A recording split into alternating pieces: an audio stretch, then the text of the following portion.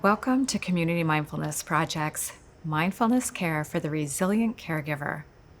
My name is Erika Long, and I'm one of the co-founders of Community Mindfulness Project.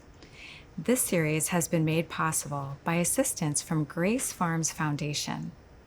It's such a privilege to offer this session to all of you who dedicate your days to safeguarding and improving the well-being of others. We want to thank you for the vital work that you do.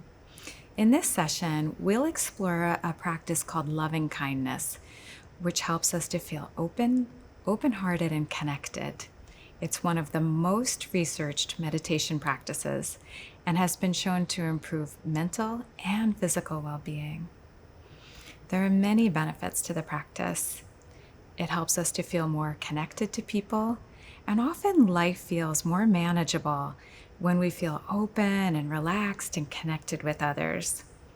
It also helps us to have a sense that we're all in this together. And the science behind kindness is really compelling. When you're kind to someone, you feel good, and you're motivated to be kind again. The person to whom you're kind feels good, and they're motivated to be kind. And anyone who witnesses the kindness feels good and is motivated to be kind.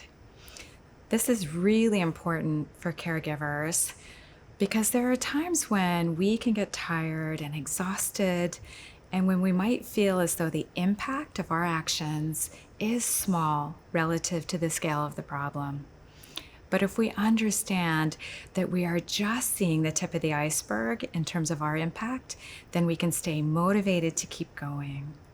Through this practice, we're cultivating a habit of kindness. Instead of anger, it's kindness towards self and others. We're letting go of judgment, and we're building patience. Sharon Salzberg, a globally known meditation teacher, tells a story about loving kindness meditation in her great book, Real Love. She recounts how she'd been practicing loving kindness for the first time and wasn't convinced it was doing anything for her. After about a week, she dropped something, and the voice inside her head said, as usual, "You're such a klutz." But then it added, "But I love you anyway." And in that moment, she knew it was an important practice, and she's been practicing and teaching loving kindness for the last 40 years. So let's practice together.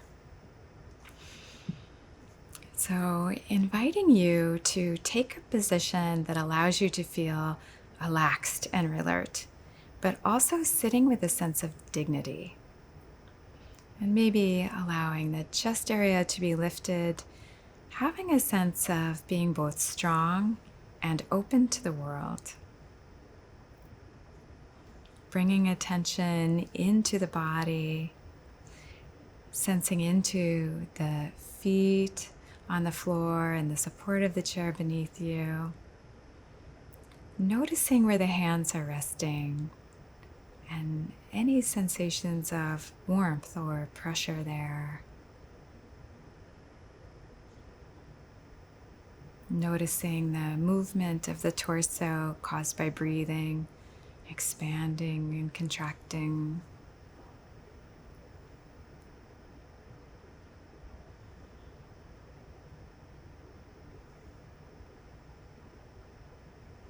Noticing the neck and shoulders. Noticing the face, the jaw, the mouth. The area around the eyes and the nose.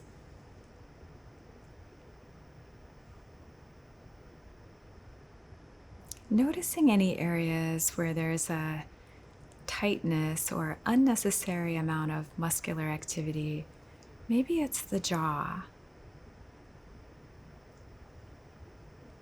Maybe the legs or the hands or the shoulders. And on each exhale, softening in those areas just a bit.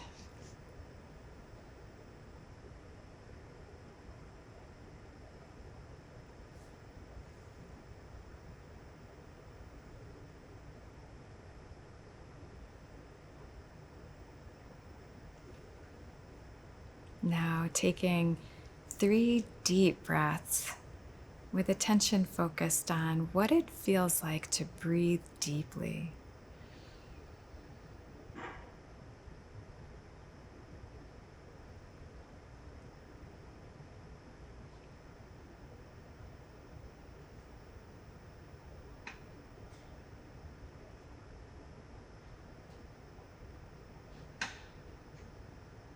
And then allowing the breath to flow at its own natural rhythm, whatever that may be like in this moment.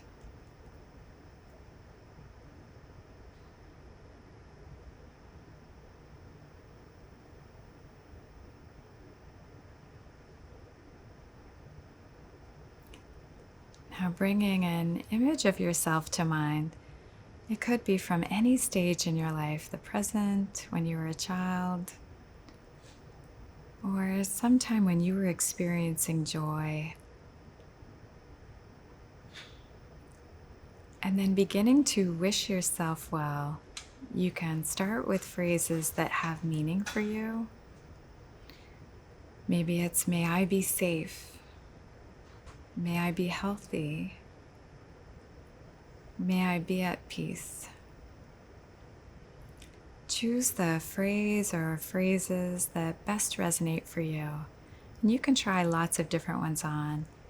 See which one really has an impact for you.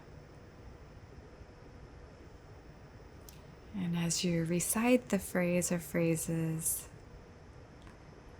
cultivate a real, physically felt sense of kindness towards yourself.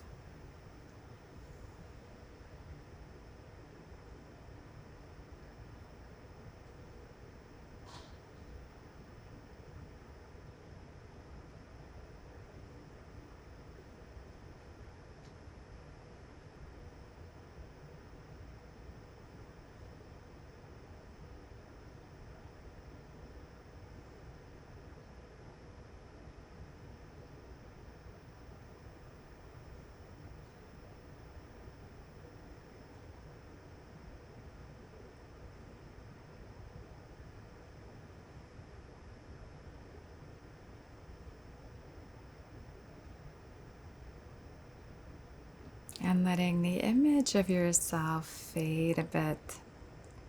Bring to mind a loved one.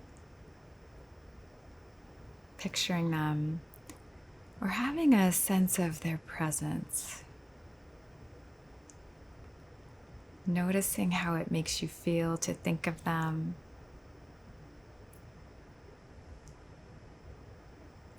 And then offering wishes for their well-being. May you be healthy. May your day be filled with joy. Whatever phrases resonate, offer them as a gift.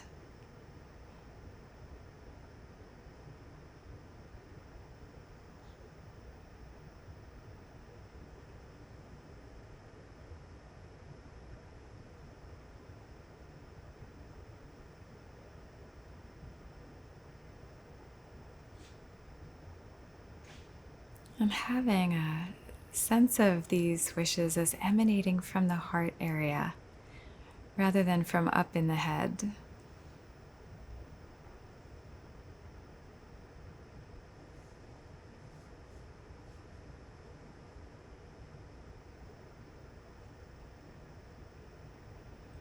And then letting the image of the loved one fade a bit and bringing to mind the felt sense of someone who you don't know well.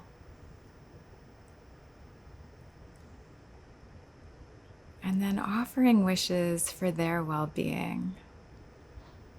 May you be at peace. May you feel loved. May you live with ease. Whatever resonates, offering these wishes as gifts for this person.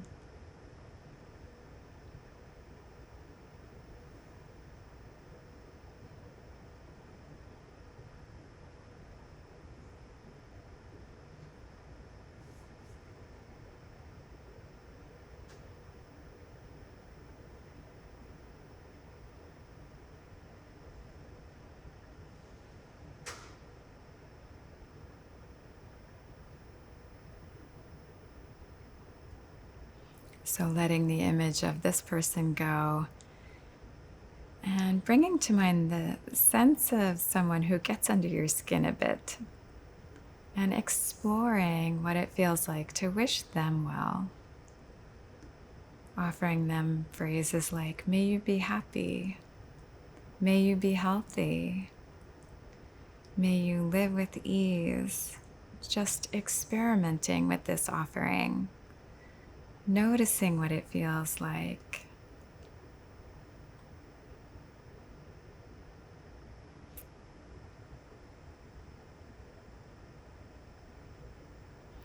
If you notice that the mind gets really active, smiling and bringing attention to what it feels like to offer these wishes.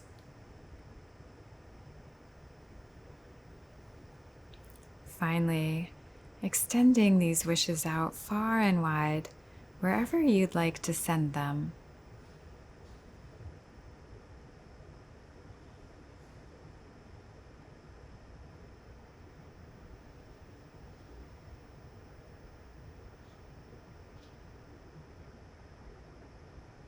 And when you're ready, with great gentleness, beginning to move a bit and opening your eyes, looking at your surroundings with a soft gaze, and maybe with a little smile in your eyes and on your face, like kindness is emanating from you to everyone around you.